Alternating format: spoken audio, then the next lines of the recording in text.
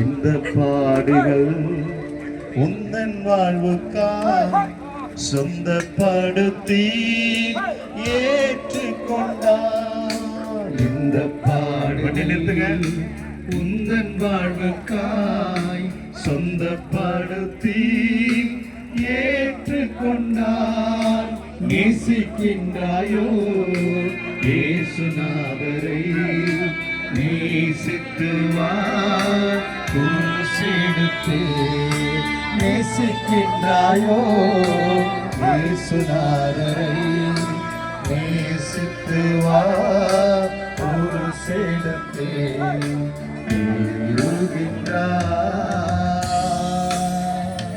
கல்லாடி தவண்டு தலை போடே